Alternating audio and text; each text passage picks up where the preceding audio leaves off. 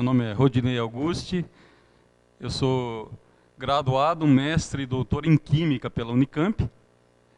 Atualmente eu sou professor associado na UFMG e fiz cursos de pós-doutorado na Universidade de Purdue, nos Estados Unidos. Nós vimos várias palestras anteriores a essa minha.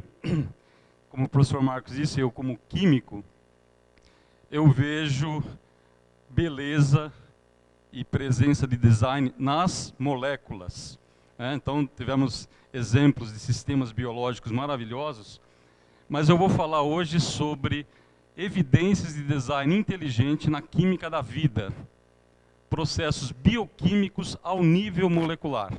Então, como químico, eu vou ter que mostrar algumas estruturas, assim como fez o professor Tarcísio, né?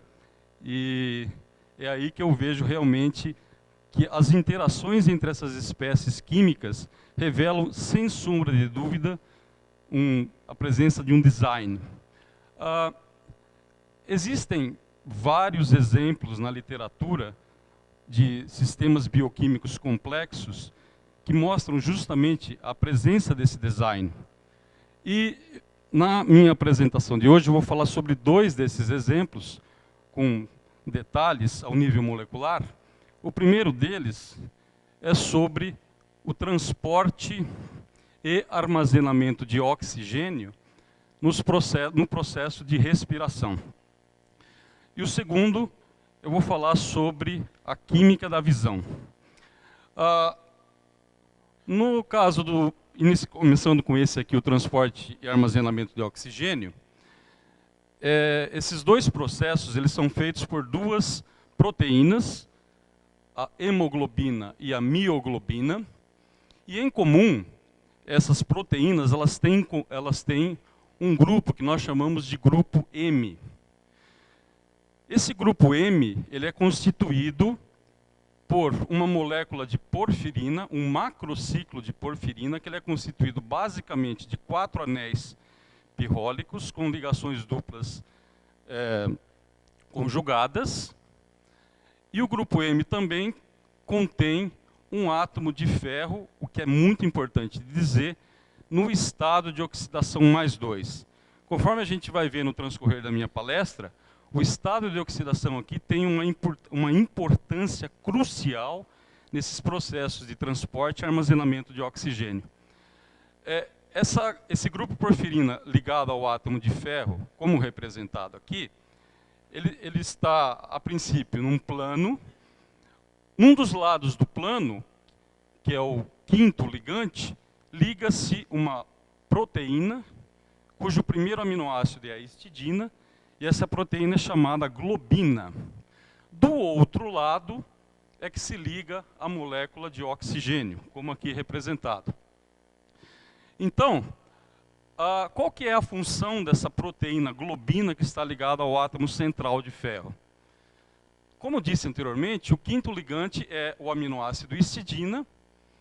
E, curiosamente, se nós fizermos um experimento onde o grupo M, sozinho, sem estar ligado à proteína globina, é colocado na presença de oxigênio, sim, haverá ligação ferro-oxigênio, mas o resultado é que o ferro 2+ se oxida a ferro 3+. E aqui tem uma pequena representação desse processo químico. O grupo M sozinho, sem estar ligado à globina, na presença do oxigênio, há inicialmente a formação da ligação ferro de oxigênio, molécula de oxigênio, porém, sem essa globina, esse sistema oxigenado se encontra com um outro grupo M e forma uma espécie de mérica, onde o átomo de ferro ele se oxida para ferro 3+. Dando sequência a esse sistema reacional, esse dímero de ferro 3+, ele se quebra e forma uma espécie um tanto quanto exótica, contendo ferro no estado de oxidação 4+. Para quem trabalha nessa área sabe que ferro no estado de oxidação 4+ é extremamente instável. E por isso, ele reage com outro grupo M, ferro 2+, para formar um dímero que nós chamamos de hematina, e o estado de oxidação de ferro é ferro 3+. Então, o grupo M sozinho, sem estar ligado à globina, ele não é estável na presença de oxigênio. Ele rapidamente se decompõe para gerar esse dímero chamado hematina. Outra curiosidade muito interessante é que, mesmo se você considerar apenas os potenciais das semi-reações, a redução do oxigênio e a redução do ferro ligado à hemoglobina, a somatória dessas reações, analisando apenas os potenciais, mostra para você que, na realidade, o oxigênio, a molécula de oxigênio, deveria ser capaz de oxidar ferro 2+. Mas, no entanto, não é isso que acontece. O que acontece na prática com a hemoglobina e a mioglobina é a ligação reversível da molécula de oxigênio ao grupo M. E a diferença entre essas duas espécies, hemoglobina e mioglobina, é justamente a maquinaria proteica que faz com que a hemoglobina seja utilizada basicamente no transporte de oxigênio e a mioglobina seja utilizada no armazenamento de oxigênio nos músculos. Então, resumindo, qual que é a função da globina? Aqui eu tenho uma representação desenovelada, né, da molécula de mioglobina, que essas proteínas, elas empacotam o grupo M. E a formação do dímero hematina, aquele que eu acabei de mostrar anteriormente, ela é evitada e a ligação com a molécula de oxigênio acontece de modo reversível, o que é muito importante. Então, a globina age para modular a ligação com O2, tornando-a reversível, e, de modo bastante impressionante, que pequenas alterações nos aminoácidos na globina podem causar autooxidação, por exemplo, da hemoglobina, levando ao ferro no estado de oxidação 3+, e essa espécie é chamada de methemoglobina. E, curiosamente, a methemoglobina não tem capacidade de se ligar à molécula de oxigênio. Ao contrário, ela se liga preferencialmente a moléculas de água. Então, apenas como curiosidade, a methemoglobina, todo mundo aqui já viu, provavelmente, né?